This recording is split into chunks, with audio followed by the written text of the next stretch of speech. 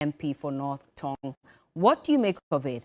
Or maybe you could be new to this, but the MP alleges that there's an attempt, in fact, to loot some lands, more like around the airport area, without parliamentary approval. And so we want to borrow into this a bit more and understand exactly what is happening and what Parliament is doing about the situation. And he joins us in the studio this morning. Good morning, sir. Good morning, how are you Bella. doing? I'm well. Good to see you. Good to see you as well. You've become more like an investigative journalist at this point. Really? Quite a number of exposés. Yes, and really, if you have to do your job very well as a member of Parliament, the full understanding and appreciation of the constitutional mandate of oversight, that's really part of your mandate, to delve into matters. Don't just sit back in Parliament and wait for what is brought before you, because as we are finding out in a lot of these scandals, most of these things are going on the blind side of Parliament.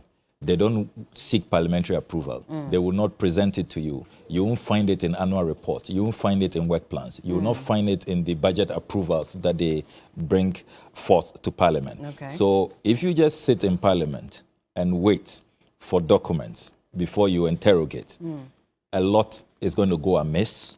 And before you realize, so much harm has been caused. Okay. So my understanding of oversight, particularly financial oversight, checks and balances, making sure that the executive arm of government is really reined in and there's transparency and accountability, is that we must all go a step further, particularly as members of Parliament, because really that's what the principle is about. I mean, those who propounded the theory is to make sure that, no arm of government becomes overbearing, because it will lead to tyranny, it will lead to autocracy, and all of the attendant vices, which includes corruption, which includes state capture, which includes, plutocracy, and all of those, ills and atrocities, if you like, which we all do not expect in a functioning democracy. So that's really my understanding of my work so far as oversight that is guaranteed under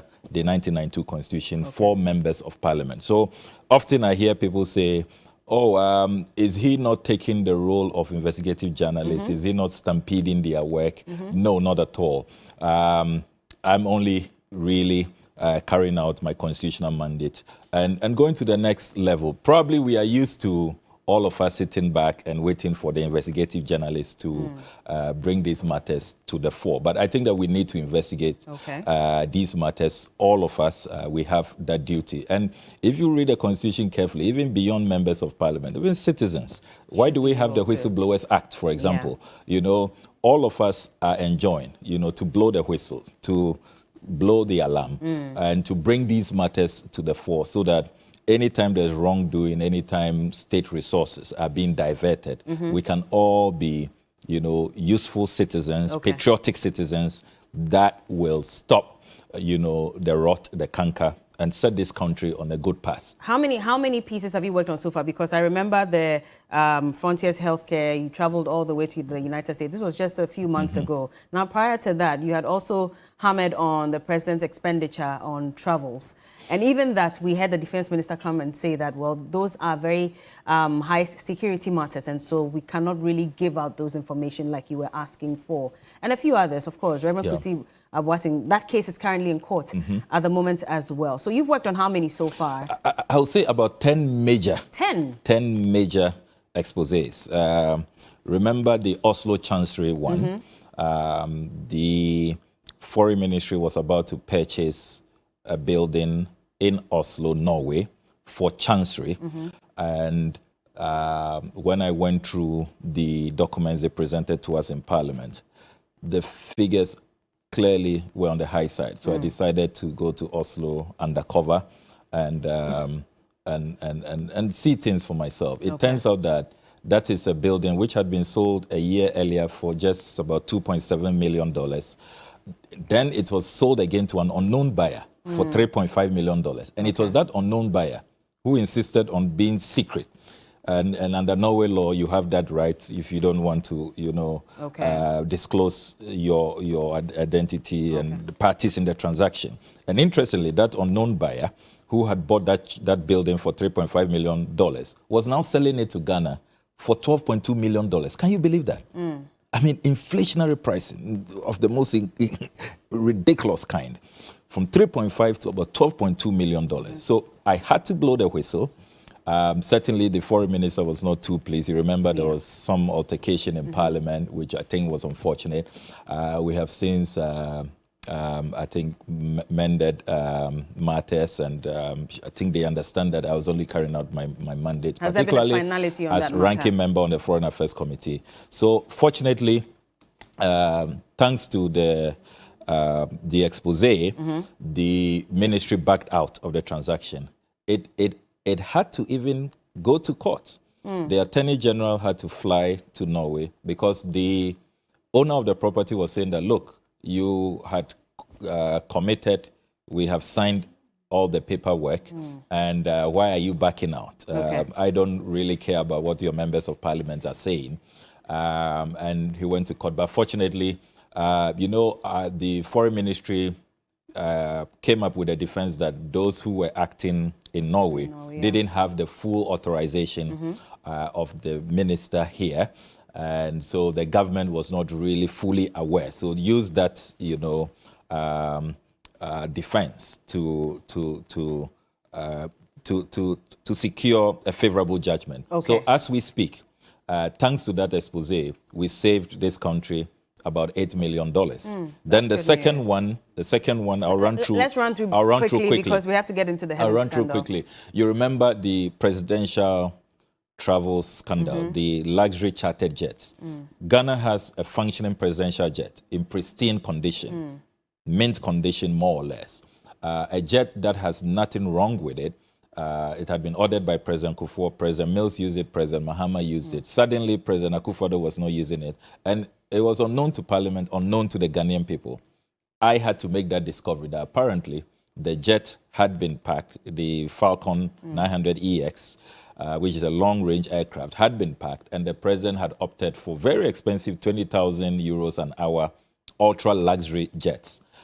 Fortunately, after persistent exposés, the president has stopped. I've monitored his last 7-8 travels. He's now back to using the presidential jet. Some say it's also because we ran into financial crisis. But I'm glad that thanks to that expose, if the president had continued, I've done the analysis, if he had continued using the jet, but for my expose, we would have lost, the taxpayer would have lost over 150 million cedis.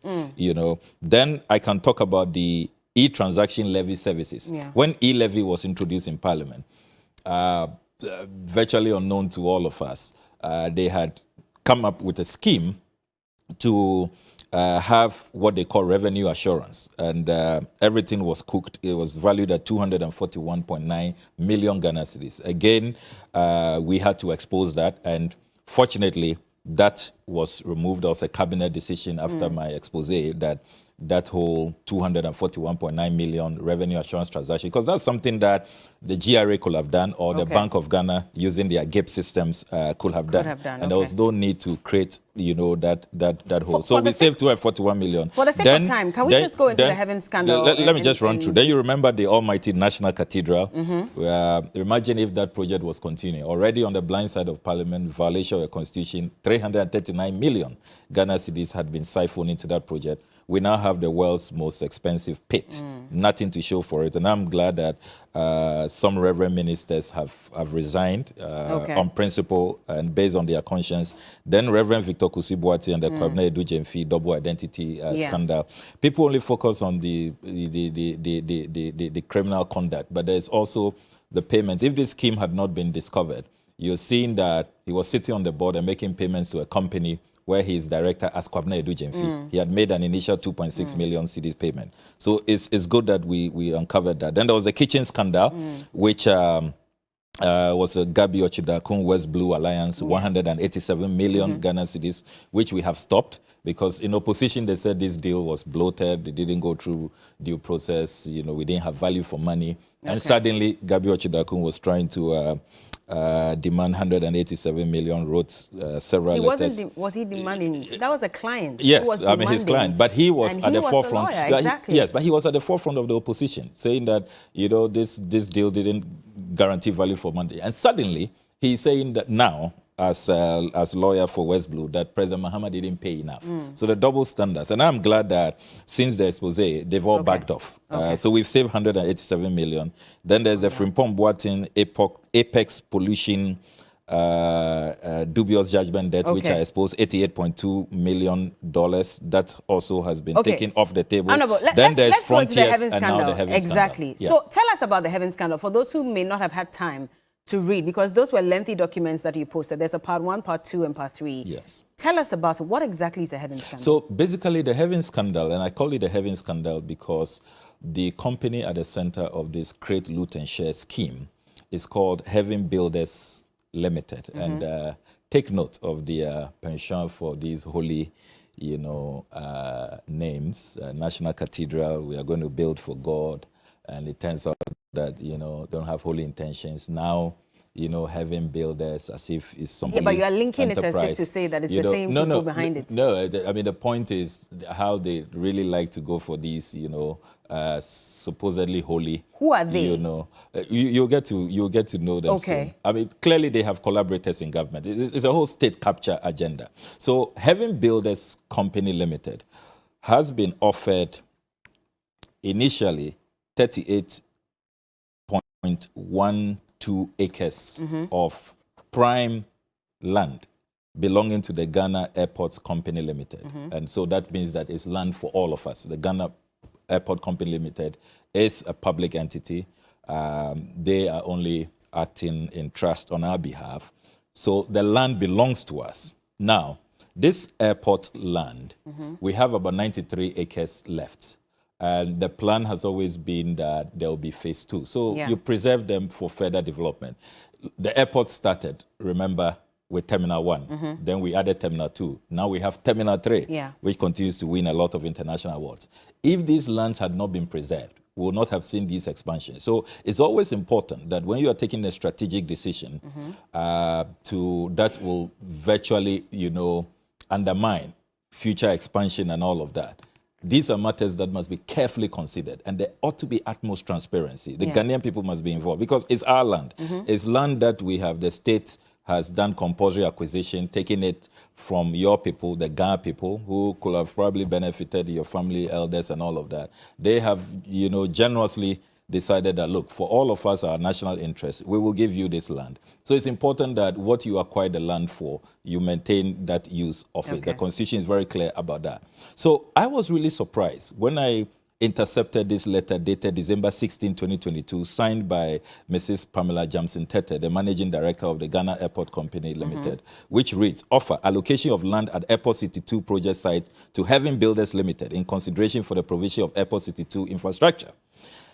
The Ghana Airports Company Limited, GACA, is pleased to grant you an offer as the anchor developer for the Airport City 2 project following the expression of interest, submission of documents, evaluation, successful selection, and approval of the project by the Ministry of Finance. Take note, approved by the Ministry of Finance. The offer requires you to provide the needed infrastructure for Airport City 2 in exchange for various parcels of land, amounting to the infrastructure cost of about $85 million.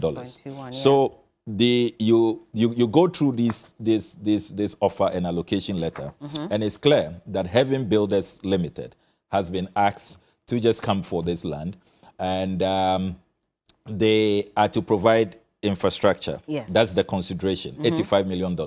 Now, the fundamental question is, if Ghana Airport Company Limited wants some infrastructure support or wants to carry out infrastructure works, can't it raise money on its own terms, on its own balance sheet? The Ghana Airports Company Limited did not need a middleman.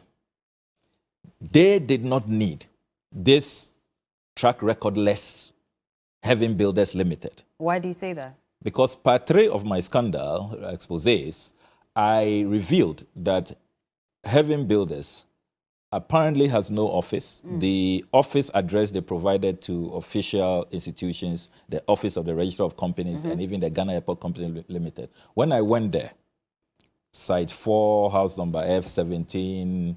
Is it the one in Tema? In Tema. Yeah. An abandoned building. There was one squatter there who said, look, nobody has been here for more than 10 years. It's never been an office. I spoke to neighbors around, and they are shocked. So clearly, these scammers just identify this abandoned structure, and then they put it in the official documents. You cannot call them scammers necessarily. They are scammers. I mean, since we started this expose, it's almost 2 weeks. Have you seen a single response? Not from the company. Interestingly, they don't seem to care about their corporate image. Not from the Ghana Airport Company Limited. Have you reached out to Ghana Airport Company Limited? I am in touch with my sources. And remember that I'm waiting for Parliament to resume. Okay. And our motion has been drafted already. We are going to demand a full-scale inquiry, and we'll be summoning all of these officials. Okay. We want to summon them before a formal parliamentary setting. Now, it's also important to emphasize that despite this outrageous offer, which conceptually is wrong, it lacks transparency, lacks accountability, it was done in opaque circumstances, no parliamentary approval. Would you believe that the Heaven Builders Limited had the effrontery on the 23rd of January 2023 to make a counter offer where they insist that the 38 acres is not enough for them? They want 62 acres. Can you believe that? And the lease period of 45 years is not enough for them. They want 99 years. Because they pegged this at the value of the lands at the moment. Yes. And that valuation they did, and I'm surprised they were allowed to do that, was so low, it was self-serving. And fortunately, and I must, on this one, I have to commend the managing director of the Ghana Airports Company Limited, who, seeing the overbearing influence of Heaven Builders and the cabal behind Heaven Builders. And let me emphasize that so far, I have discovered a link, a clear link. Those who are fronting for Heaven Builders are the same people who fronted for Frontiers, those who came to loot. How did you settle on this link? When you analyze the incorporation documents, you see similarities, similar addresses, similar witnesses. Then I've also spoken to insiders at the Ghana Airport Company Limited who have told me that it's the same people. Same people who brought the letters, who were, negotiating, who were sitting in meetings, are the same guys. And it's linked to a Nigerian fugitive called Benedict Pictus, who really has been, the shadowy character behind all of this state capture. Are you saying this based on hearsay from your links at the Ghana airport? Or yes, you have evidence to show? And documentary evidence, yes. And I challenge everybody. I'm willing to appear before any judicial process, any parliamentary process, and we'll prove it. And we've already published details about this. And so the same guys who engage in this Frontiers loot, where they took $10 for all of us, for the state, and allowed Frontiers to walk away with $140, a company that was incorporated on the 21st of July 2020, less than 2 months after the airport was reopened on the 1st of September. So no track record. Something that Noguchi could have done, KC Syria could have done, Kolebu Central Laboratory. They allowed this dubious entity to come, and we analyze, and our very conservative estimate is that these guys, Frontiers, made over $130 million in profit. So it's the same cabal that is now behind Heaven Builders. And they have the effrontery, the audacity, the sheer temerity to say that they should be given 62 acres, 62.14 acres. For the same value. For the same value. Now, when you go through the offer letter, there's even no independent entity has even really valued the construction that they say they are coming to do, that infrastructure, roads, and all of that. So where did that $85 million come from? Some conjuring from the skies. Then you also have a situation where there's inherently no mechanism to really determine that they have actually spent $85 million and they will be given all of this land. Now, but if you read the document, you realize the letter that Ghana Airports Company wrote to them, I mean, they gave some terms and conditions and even said at a point that if after the first 6 months or so, if you don't start construction, etc., we're going to retrieve, the lands from you and all that. Yes, I'm talking about a mechanism to know that indeed they have spent $85 million. That amount of money. Yes. They should have built in this agreement an independent verification. Where the estimates, how much really you are pumping into this project, can be independently assessed. So it is really based on what Heaven Builders say. When you read this agreement, it's so skewed, it is so one-sided, it's lopsided, it is just intended to really, as it were, guarantee the utmost interest of Frontiers and Heaven Builders and all those behind this deal, and not the Ghanaian people. Now, let me... At what point did the Bridgewater Company also come in? Good. And the Ghana Institute of Surveyors? Fantastic. So that's where I was headed to. So when the counter offer was made and it became a contestation, and I must say that, you know, the management of Ghana Airport Company Limited is divided. This has divided the management, it's divided the board, and that's why we are getting a lot of information. Insiders are working with us, and they are patriotic elements. I must commend them. Look, that's why we passed the Whistleblowers Act. Every government, every time in our history, we need people, even if they are MPP members, who will say that, look, enough of the looting. We will put country's interests ahead of partisan or other narrow, you know, peculiar interests. So I must commend them. So they decided that, look, this is becoming a contestation. We are under pressure from Ministry of Finance, from the presidency, to go ahead with this transaction, to hand over these lands to Heaven Builders. So let's cover ourselves. Let's bring in independent analysts to look at this. So they decided to bring in Brightwater Investment Limited, a credible firm, to carry out their own independent valuation. Then they also invited the Ghana Institution of Surveyors. I have all those reports, and I've published same on my social media handles. Will you believe that all of them, not one dissenting, all two independent institutions said that this deal is a bad one. It's not in the national interest. We are not guaranteed value for money. They have even attached recent purchases. And I must commend the Ghana Institution of Surveyors. They did such a thorough job. They have even attached recent purchases that were made by Stanbic, for example, by Nestle. And you see a purchase where, for example, Stanbic is buying a 1.7 acre land close to that same vicinity for $6.3 million. Now, these Heaven Builders say that their valuation, $1.3 million maximum. They won't go beyond that. So you see a deliberately done knockoff to just beat down the prices so that when they now, because they're calling themselves anchor developers, they are going to now be selling these lands, reselling the lands in the name of the development. And we all know who are those going to buy the lands at the end of the day. This whole scheme is state capture. Let Heaven Builders take the lead, go and then front, take the lands, and then they will just distribute it amongst cronies. That's what this is about. So I am glad, and I must commend the Ghana Institution of Surveyors and Brightwater Investment. All of them are unanimous that this deal is bad.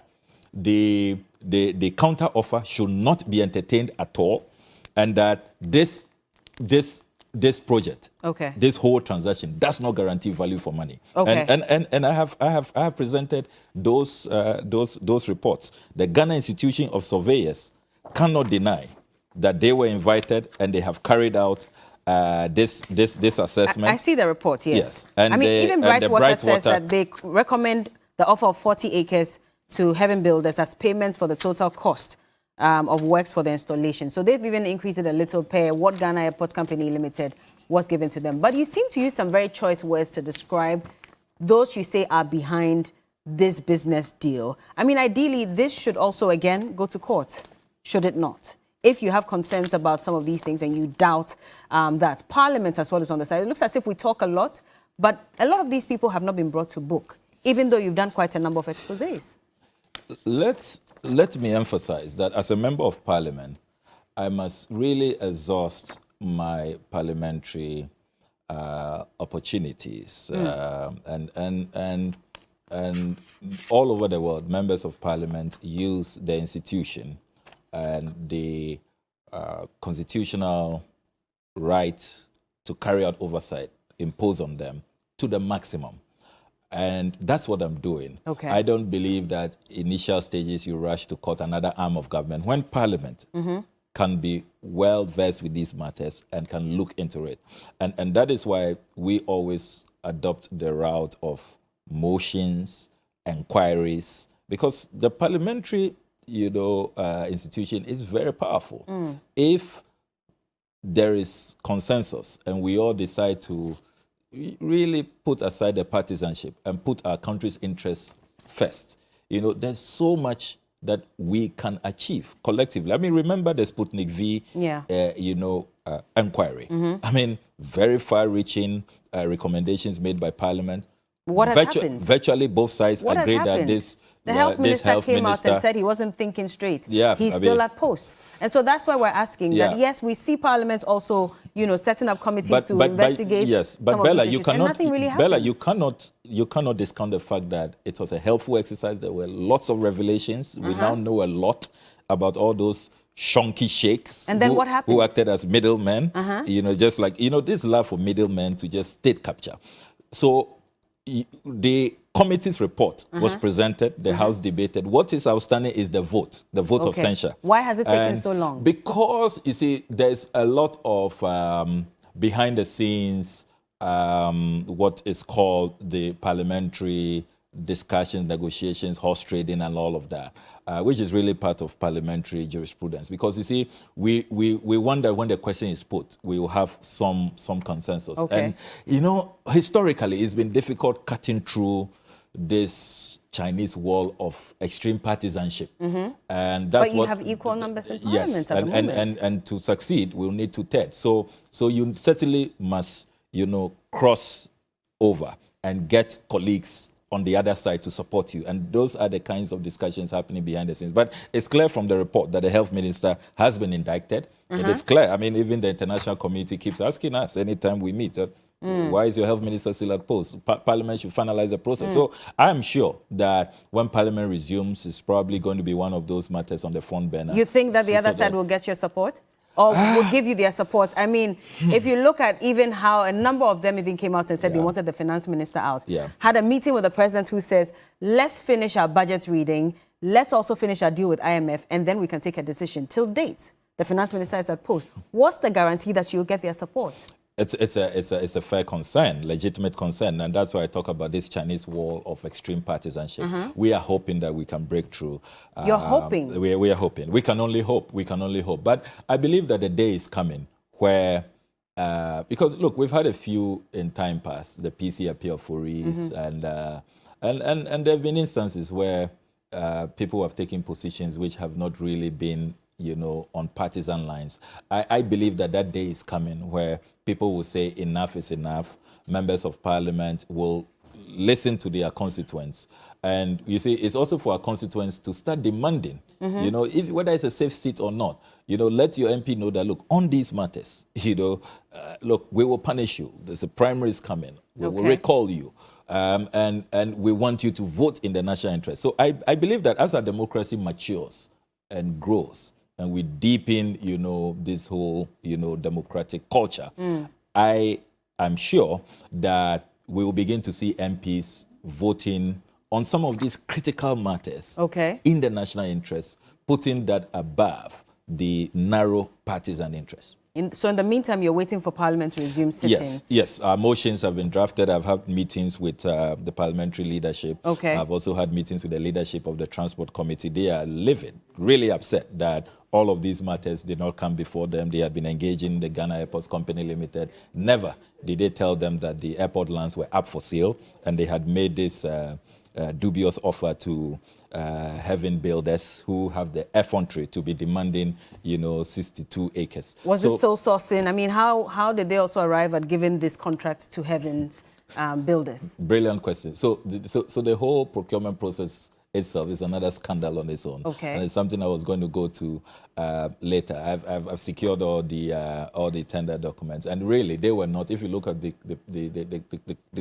credibility of other institutions who took part in this whole tender process, Heaven Builders comes to look. This is a company that has a stated capital of 5,000 cedis. Can you believe that? 5,000 Ghana cedis. 5,000 Ghana cedis. One employee. And you are richer than Heaven Builders. You. Sir, you don't know how much I have in my account. You are renowned international journalist. We all observe you with pride. I admired what you did in France recently. Thank you very much. But let's get back to this. 5,000 Ghana cedis, a stated capital. Can you believe that? And you say with one employee. One employee. Okay. Their own declarations at the Office of the Registrar of Companies. No office. Even the website that they put on their letterhead, all these counter offer they made. You key in the address, the URL doesn't exist. Even website, they don't have website. So you ask, what due diligence was done? What due diligence was done? This country, if we are talking about real estate companies, is this, look, and that's why this whole thing, there's no intention really to look for some credible organization to come and take up an $85 million consideration and be anchor developers. People just want to loot the lands. But did they say how they were going to fund this project, the $85 million infrastructure project? Brilliant question. Brilliant question. In the documents? Once you get this offer, anybody who gets this offer can go and raise capital, can go and raise equity, can go and raise funding from the banks. Okay. So it's such a sweetheart deal. When we talk about sweetheart deal, this is classic sweetheart deal. That is why many analysts and experts are asking, why didn't Ghana Airport Company just raise this money if really they are in desperate need of $85 million? Because look, you just did this magnificent Terminal 3, borrowing on your balance sheet. Turkish contractors, international, credit organizations were so impressed with your balance sheet. And you can't raise $85 million after that major Terminal 3 transaction. It doesn't make sense. It's clear what this is about. Create, loot, and share.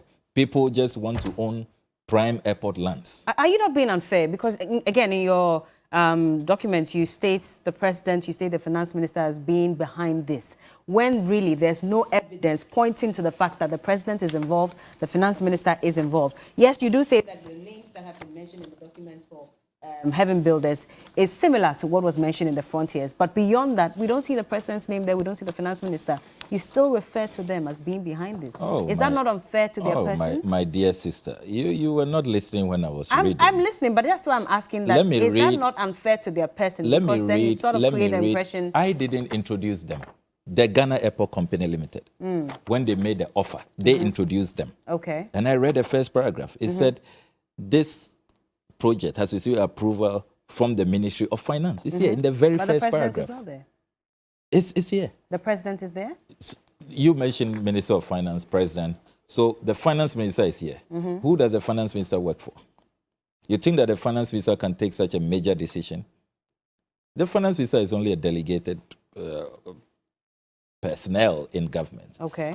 Working for the president. Okay. And I know for a fact. I mean, and you see, that's why we serialize, and that's why we come up with many parts. I know where the pressures are coming from. Do you know, I can probably reveal for the first time, that do you know that efforts are underway to do away with the managing director of Ghana Airport Company Limited? What I am tracking, I don't think she will be there beyond December. You don't think so? Yes. Because she does not agree with this? Yes, she's been accused of feet dragging and not, because they wanted her to have signed off to this deal long ago. So this deal has not gone through? No, it's on the verge. Okay. We are on the cusp. Very, very, it's almost there. And that's why I had to blow the alarm. Because you see, sometimes people say, why don't you wait for it to go through? No, if you're acting in the national interest, when it goes through, it becomes very difficult. So how are we then going to retrieve these lands? Okay. It's always difficult. I remember 2009 when we came to power. Look, what we had to go through to retrieve some of the lands. Many people forget that where the foreign ministry is today had been sold out to private people. Yeah. And we had to virtually refund the peanuts that they were asked to pay for those lands. Okay. And today we have the foreign ministry there. So if you can stop it in its tracks, if you can stop the hemorrhage, do that. And the analysis I have done, a lot of the work we have done, we've saved this country 6 billion Ghana cedis so far with all of these exposés. And I think that has to continue. If you can blow the whistle in good time and you can stop these deals, it's better you do that.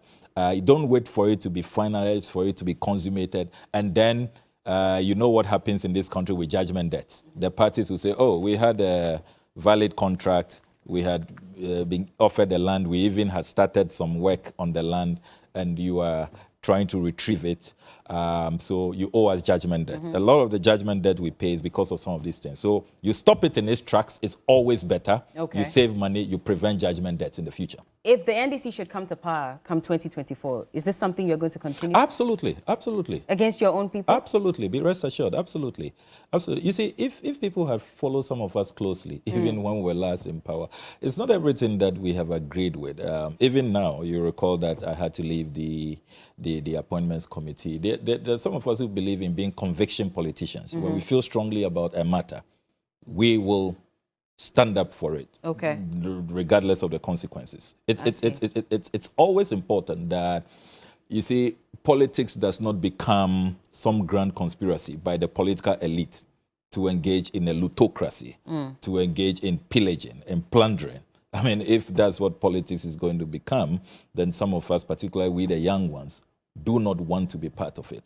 Look, there's so much that we can achieve as a people. These national resources, when you come into political office, are for the people, to benefit the people. Look at the suffering in the land. I mean, look at the level of desperation. And then we offer all of these deals. We engage in all of this inflationary pricing. See how much we've lost to that pit in the name of National Cathedral. See how much is going into so-called Bank of Ghana head office. And you read the Central Tender Review Committee's damning verdict, how they did variation without approval, started the construction without the approval, and about $300 million. Imagine what $300 million can do. I've told you that all of these exposés, we value them at 6.2 billion Ghana cedis. Imagine what that money can do. I mean, free SHS is just about 2 billion. You know, so imagine what about 6 billion Ghana cedis can do to improve the lot of our people, to even stop things like financial haircuts, where pensioner bondholders can have access to their life savings. I mean, so look, it's about developing our country. It's about improving livelihoods.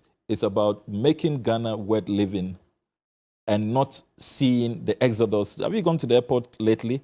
You see how Ghanaians are living in droves. I mean, I have had to introduce all kinds of new, you know, incentives in my constituency to attract nurses, to attract doctors, because we are losing them. You know, they all want to see greener pastures. And it's not really that people don't want to, because there's no place like home. But when we make it so difficult, almost impossible to survive, certainly they will leave. So these decisions, bad policy decisions, decisions that are not in the national, because you see, if you have nothing to hide, why are you not first presenting a policy brief to Parliament? Let's all have a debate. Okay, we really don't need these lands anymore. We want to, bring in private developers. How should we go about it? Are we really sure that's in the national interest? I mean, should we preserve portions of it? If we want to do a Terminal 4 tomorrow, we want to do some more expansion tomorrow, because we've always known that even that whole enclave for the airport, it was more of a temporary arrangement. Remember that the major plan, if you look at the master plan for our airport, really, was that the main one will be sited in Pram Pram, in the Ningo Pram Pram constituency. That has been on the drawing board for a long time. So are we sure that we want to really offload all of these 93 acres? So these are matters that if really is not state capture, you have nothing to hide. You bring it to Parliament. Let there be a parliamentary debate. Let the Oversight Committee on Transport have an idea about this, discuss it. Let the whole process be known by the Ghanaian people. You know, that is how, look, elsewhere, you even, everything to the core, every major project, even estimates, they are discussed, they are put out there, who the contractors are. So you even have sometimes environmentalists. Heathrow, for a long time, Heathrow Airport expansion has come under enormous criticism because environmentalists say that no, don't go ahead with that expansion. We don't even want the noise. We should even be ending all of this, fossil fuel projects and all of that. And it's opened up for all kinds of discussion. So, you see, when a president promises us that he'll protect the public purse, that he will do everything to make sure that national resources are channeled into the development of the people. These are not the kinds of schemes that we expect. We have to go, but finally, I just want to ask, has Parliament become weak, in quotes, and I use that advisedly, which is why this government sometimes feels like there's no need to even go to Parliament and we can still sidestep them and conduct some of the transactions, because we've seen quite a number of them.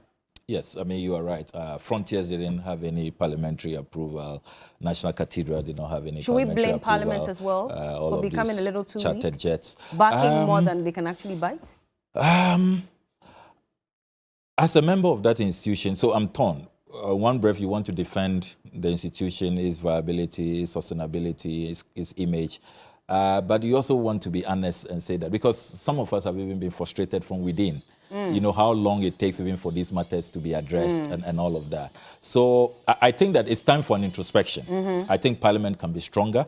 Parliament can be more, efficient. But we are getting there, particularly for the first time, having a speaker who is not from the ruling party. All right. I don't think that even the ongoing probe on the IGP will have been done. Remember that the speaker has approved a probe for National Cathedral. So I think we are getting there. We are making progress, even though it may be slow. But if you can allow me a minute to talk about my people. Just a minute, please. There's a humanitarian crisis unfolding in my constituency and in many parts of the Volta region and other regions where the Volta Lake, passes through.